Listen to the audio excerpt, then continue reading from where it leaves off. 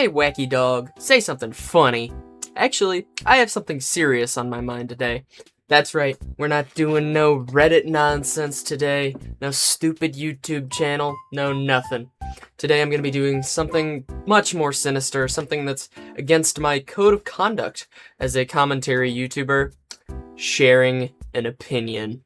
So I already talked about The Backrooms a little while back and how I absolutely loved that movie, but in the last week or so, it seems that it has kicked off some sort of new phenomenon, so to speak, or as I call it, the backrooms-ification of modern cinema. Why do I say that?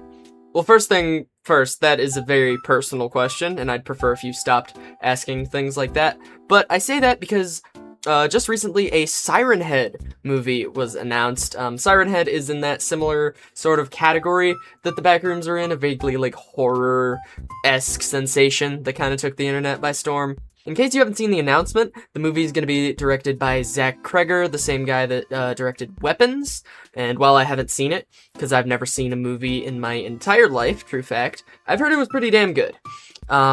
And if that wasn't enough, just a day or so after Siren Head was announced, it came out that analog horror sensation, the Mandela Catalog, is also getting a film adaptation, produced by Steven fucking Spielberg, of all people. You may think with my tone and the kind of implication of the title of this video that this is something I don't like, and that could not be further from the truth. I will say this video does come from an admittedly very stereotypical Gen Z I don't watch movies sort of perspective, because I don't watch movies. Backrooms was actually the first movie that I went to see in theaters since Knives Out in like 2019. I really am not a movie guy, never have been, but you bet your ass I will be seated for both of these when the time comes. I really think that this is a positive direction for the horror industry, and that mindset that I have, it kind of comes from the fact that it's different. Again, I'm the last person to be saying this. I'm very unqualified for this. I'm the furthest thing from a film buff, but I am, for the first time, pretty much in my life, excited about a handful of upcoming movies. I think there's definitely a very rational fear of this style of movie adaptation becoming mainstream and more popular. The kind of fear that it'll feed into the worst aspects of their respective source materials and their especially, like, online perception. Hell, a lot of people had that fear with Backrooms, when it first got announced, that it'd be this sort of, like, I don't know, like, Roblox-esque, like, YouTube Shorts horror movie, but I think it's safe to say it blew all of those expectations out of the water. And I, for one, am confident that these movies will be in the kind of same vein as Backrooms, because they all have one very, very important thing in common. Their creators are all behind the projects. Kane Parsons, at 20 years old, directed Backrooms. The Siren Head creator, Trevor Henderson, he's gonna have a role in that movie, and Alex Kister, the creator of the Mandela Catalog, is actually gonna be directing that movie, which is crazy to think about, by the way. Like, semi-unrelated, but, like, imagine being a 22-year-old. This guy is 22 years old. And then all of a sudden you're directing a movie that's being produced by Steven Spielberg. Is that not nuts? Anyways, basically what I'm trying to say is that it's not like these big film studios just kind of poached the IPs, and are going to use them to make, like, TikTok movies that you watch in 30 parts with rug cleaning videos on the bottom. The brains behind these operations will get to, like, basically craft their visions onto the big screen, and I think that's really cool. While I'm not a big Mandela Catalog fan, I definitely am very intrigued to see how they're able to bring it to the big screen. Backrooms did that Uncanny Valley thing really well in live action with the still lifes, especially for a source material that wasn't really big on anything like that, like this one is. I give the Mandela Catalog a lot of flack for that exact reason, because, like, yeah, it instills fear in me, but I think the Uncanny Valley, like, scary face for the sake of it, it doesn't look quite right thing, that genre of horror can get old really quick. But again, like I said in my Local 58 review, I think, a while back, maybe I am being unfair. Maybe I just need to give it a more fair shot to really appreciate it. So I guess we'll see. Maybe I'll watch it in the build up to the movie release. As for the Siren Head movie, I'm bouncing off the walls with excitement. Leaving the theater with my buddy after Backrooms, we'd actually gotten to talking about how cool it would be if there was a Siren Head movie, and lo and behold, it's happening. You're welcome. This is all because of me. And if you've seen any of his work, Trevor Henderson is so immensely talented, and I'm very excited to see him bring his visions to, I guess, the mainstream, and hopefully grab the Siren Head concept away from being, like, Roblox kitty slap, like the Backrooms was for a hot minute. But I'm gonna be pissed if my close personal friend Cartoon Cat doesn't make a cameo in the Siren Head movie.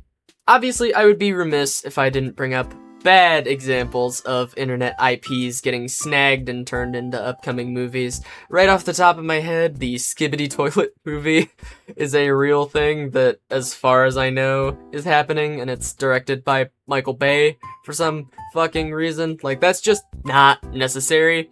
And walk with me here, because it might sound strange, but I feel like the core problem doesn't even stem from it being, like, internet brain rot slop.